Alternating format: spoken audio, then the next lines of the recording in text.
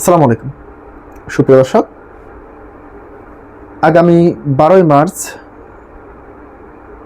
ত্রয়োদশ জাতীয় সংসদ এর প্রথম অধিবেশন বসতে চলেছে। বিদ্যমান সংবিধান অনুযায়ী সংসদের প্রথম অধিবেশন শুরুতেই মহামান্য রাষ্ট্রপতির ভাষণ এর মধ্য দিয়ে সংসদ অধিবেশন শুরু হয়।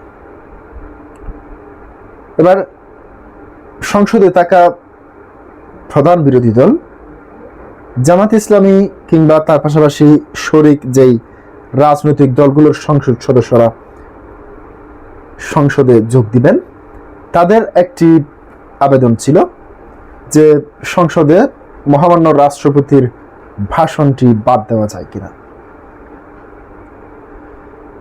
তাদের দাবি, জুলাই গণ অভ্যুত্থানের সময় কিংবা এর আগে পর্যন্ত এই যে রাষ্ট্রপতি জুলাই গণ অভ্যুত্থানে গণহত্যার পেছনে এই রাষ্ট্রপতির হাত রয়েছে, কিংবা এই রাষ্ট্রপতি শেখ হাসিনা ধারা নিয়োগপ্রাপ্ত রাষ্ট্রপতি, এই ধরনের অভিযোগ তুলে মূলত রাষ্ট্রপতি ভাষণ থেকে বাদ দেওয়ার একটি আবেদন জানিয়েছিলেন।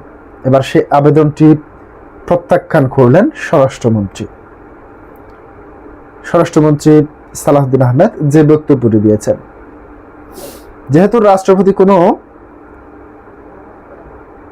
ব্যক্তি নন, রাষ্ট্রপতি একটি প্রতিষ্ঠান অর্থাৎ রাষ্ট্রের প্রধান, তাকে বাদ দিয়ে সংসদ অধিবেশন চলা কতটুকু যৌক্তিক সে বিষয়ে তিনি প্রশ্ন তুলেছেন। দর্শক, তিনি কি বলেছেন আমি যদি দৈনিক যুগান্তর থেকে আপনাদের সামনে একটু পড়ে শোনাই। দৈনিক যুগান্তর যেভাবে লিখেছেন, আগামী 12 মার্চ অনুষ্ঠিতব্য ত্রয়োদশ জাতীয় সংসদ নির্বাচনে রাষ্ট্রপতি মোহাম্মদ শাহাবুদ্দিনের ভাষণ নিয়ে বিতর্কের মধ্যে স্বরাষ্ট্রমন্ত্রী সালাউদ্দিন আহমেদ বলেছেন, রাষ্ট্রপতি কোনো ব্যক্তি নন, প্রতিষ্ঠান।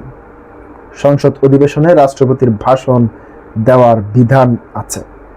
শুক্রবার 6 মার্চ গুলশানের দলের চেয়ারম্যানের কার্যালয়ে ত্রয়োদশ জাতীয় সংসদ অধিবেশনের সামনে রেখে দলীয় সংসদ সদস্যদের প্রশিক্ষণ এবং কর্মশালায় তিনি এসব কথা বলেন। স্বরাষ্ট্রমন্ত্রী বলেন, সংসদকে স্মরণীয় করে রাখতে চাই। এই সংসদের কাছে জাতি প্রত্যাশা অনেক, ছাত্র জনতার অভ্যুত্থানের প্রত্যাশা যাতে পূরণ করতে পারে সেজন্য জাতীয় সংসদকে শক্তিশালী করতে হবে। বিএনপির সর্বোচ্চ নীতি নির্ধারণী ফোরাম জাতীয় স্থায়ী কমিটির এই সদস্য বলেন, বিরোধী দলকে লিখিতভাবে ডেপুটি স্পিকারের প্রস্তাব দেওয়ার বিধান নেই। আমরা উদারতা দেখিয়েছি, জামাতের উদারভাবে তা গ্রহণ করা উচিত বলে মনে করি। দর্শক, তার মানে আগামী যে ত্রয়োদশ জাতীয় সংসদ অধিবেশন বসতে চলেছে, সেই সংসদের যে প্রথম অধিবেশন বসতে চলেছে সেখানে মহামান্য রাষ্ট্রপতি ভাষণ দিবেন এবং শেষ পর্যন্ত রাষ্ট্রপতির ভাষণের পরে এই সংসদ অধিবেশন বসবে।